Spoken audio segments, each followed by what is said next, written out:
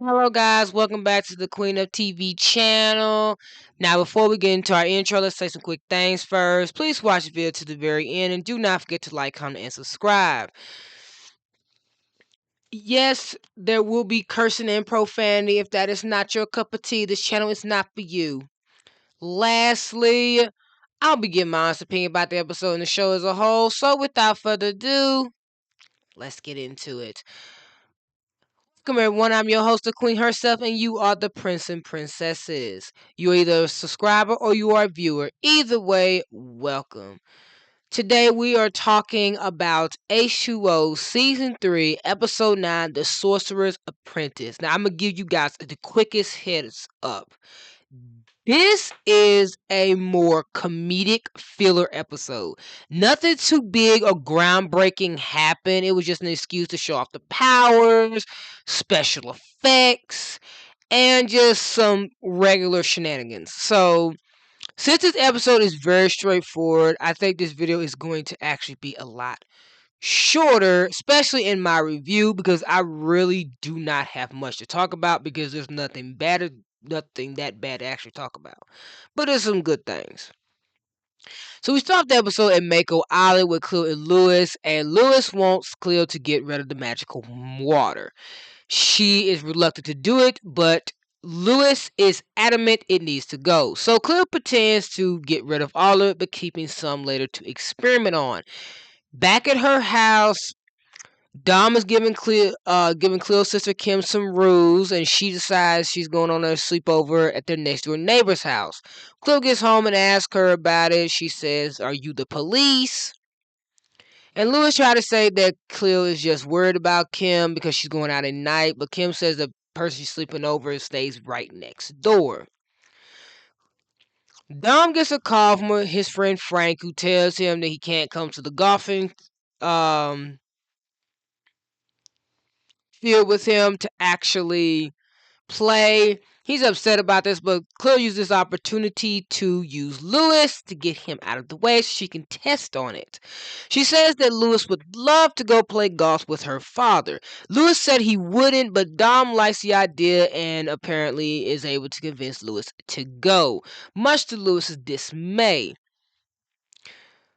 They go to the golf mound, and that's when Dom begins to try to show Lewis how to golf like a pro.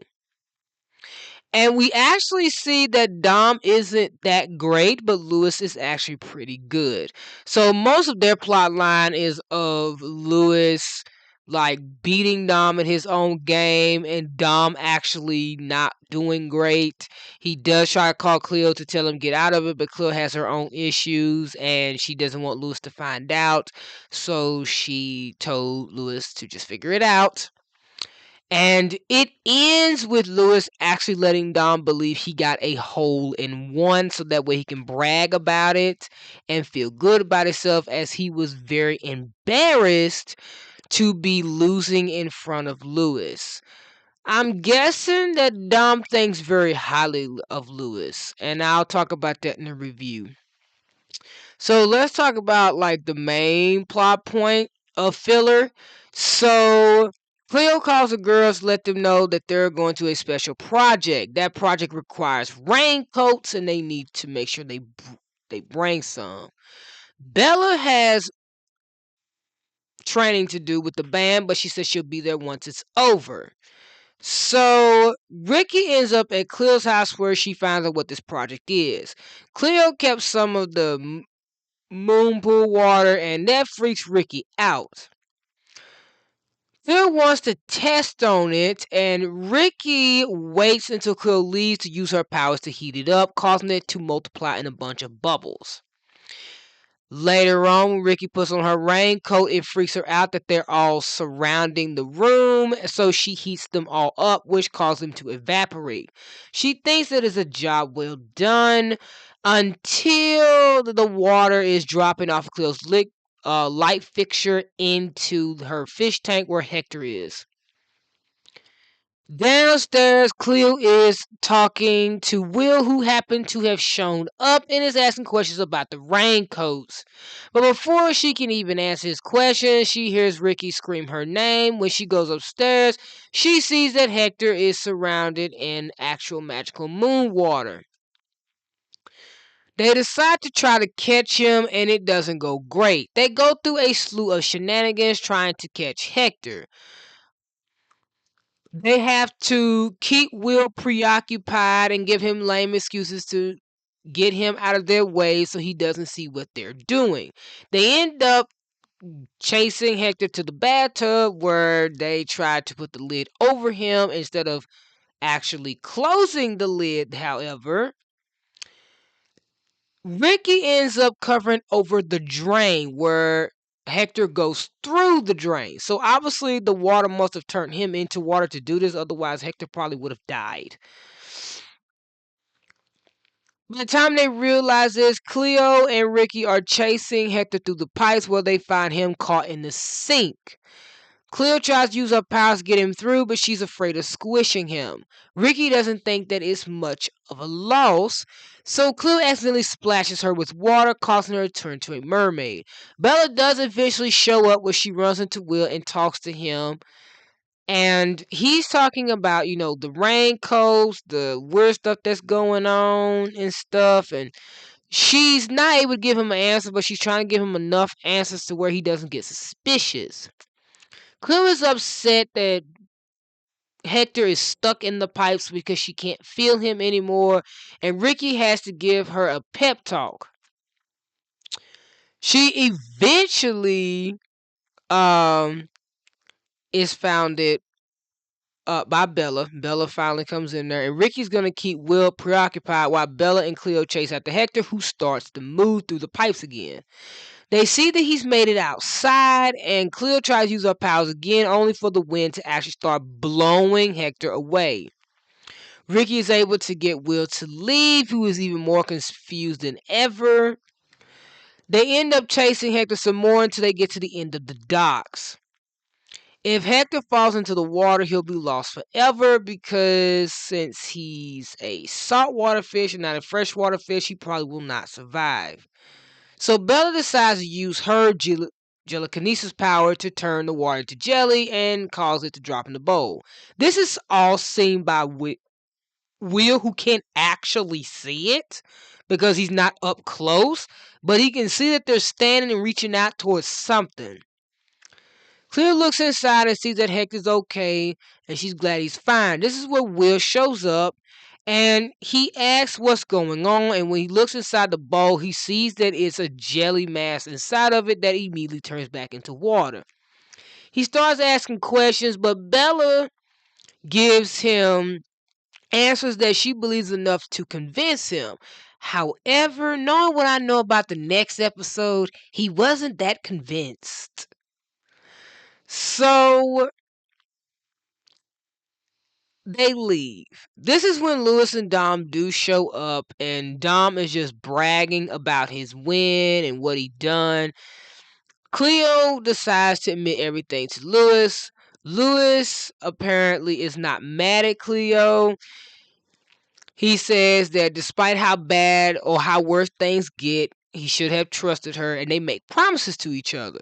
She promised to put all the magical water back, and he promised to trust her more with ideas like this if she promised to get him out of golfing with her dad again. And she agrees. And the episode ends like that. So the episode was a giant thing of filler. I believe there was another episode that was complete filler. I think that was like episode 4. It was like filler. The purpose of that episode was just to get Dom a romance and to like have the girls be involved in certain shenanigans.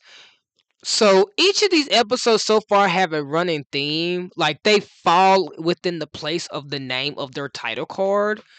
The the awakening in episode 1 obviously is talking about the tentacle with because of Bella's arrival. due to the new mermaid's arrival and her powers, obviously her powers is what's needed to, you know, help in the final battle, not Emma. So it would make sense that it would wait till Bella has arrived to actually start acting like this. And then in the second episode, Jungle Hunt, where it's obviously about them hunting down whatever is on Mako Island, but they don't know what it is. And then they realize it's actually hunting all three of them when they're together, or at least they think it's hunting them. And they're willing to go to war with the tentacle for no reason. The third one is about, Will being seen as their enemy and them keeping him close and like literally using him to try to figure things out, or him being used in this story to help them out without them realizing it. So their enemy is like very close to home. Whilst in the fourth one, it's just a big filler episode. It's just to give us a reason to show Will off and like have Rikki and Zane have different ideas about what's best for the business. And the sixth episode, obviously, that's about Bella, dealing with her feelings for Will and having to confess those feelings, along with the fact that Cleo and Lewis was continuing this classic duo of theirs, like they did in the previous episode of Big Ideas, episode 5, where they decided to work together, figure out what's going on with the tentacle, and they do that with Will's help, along with the fact that we see that Cleo and Lewis still genuinely care about each other and willing to sacrifice their happiness, or themselves for that matter, just to help each other out. Obviously, in the sixth one, that was just to start us up with the feud between Sophie and Bella, like the last episode did with Will and Zane. And on top of that, to like show the lengths that Kim is willing to go to undermine Dom's unhappiness, and this continues even if it's like a small amount. Obviously, for 7 and 8, 7 was for Cleo dealing with Sam being a part of the family and whatnot, and that whole engagement of them coming together. And like I said, like them getting a good look at Bella. I'm getting 6 and 7 mixed up. Let me see the title of 6. Yeah, 6 is Secret and Lies, yeah, where Bella's dealing with her feelings for Will, and episode 7 is where she and Sophie start their feud, and then we got episode 8 where we found a little bit more about the tentacle and that it's not actually dangerous now, and also with Will find out the discovery that he isn't crazy. So what the hell is this supposed to be about? Because this thing is called the Sorcerer's Apprentice. Are we insinuating that Will is going to be the new member of the group? Are we confirming that? Is that what that's supposed to mean? That he's starting to be a part of the group? That he's about to be ushered within the team? Because by the time Lewis leaves, that's only when he's going to start. So I hope that's what it means. But other than that, like I said, not that rumor happened. The golf scenes was just like feeling like something to watch. Whilst everything else was just mermaid shenanigans. Will was left confused the entire time. It was just fun to watch. It was comedic. It was like just all around like a big silly episode. It wasn't to be taken serious or nothing like that. Now we did find out a few things. Obviously, I think Dom is very endearing to Lewis. Like I feel like the reason why Dom really didn't want to embarrass himself for Lewis, because this dude is probably like gonna be his son-in-law. So like he wants to think his son-in-law should follow in his footsteps, and he's trying to treat him like he's his son, but He's not doing too good. And I think it made Lewis feel good when he let Dom win like that because it just showed that he didn't want him to feel like he was less of a man because he couldn't golf. And then we have like a situation him and Cleo where they like are willing to promise to put more trust in each other and to listen to each other, like just all around being absolutely healthy. And then we have Bella and Will with this whole it's setting up where Bella's like very mysterious to Will, and like that's probably why he felt and thought the way he did in episode 10. Because look here now, I know there are people that do not like how Will found out Bella was a mermaid, okay? I understand that. But at the same time, we've had episodes, like since episode 2 of this man questioning everything that happened to him, he was going to find out. And every time he goes to any of this shit, she's there. So of course he's going to assume it's her because she's the one that's choosing to go after him. She's always introducing herself to him, speaking to him, talking to him alone, cozying up to him. So of course he's going to be suspicious of her and not the other two. So he was going to find out eventually. Yes, okay, he should have let her tell him. But let's look at all the other times the girls got exposed. Cleo didn't choose to tell Lewis her secret. She got thrown in the pool by Zane and them, so she had no choice but to tell him. And then we had Rikki, who got literally kidnapped in the finale, so she had no choice but to tell Zane when her and Cleo and Emma were in danger.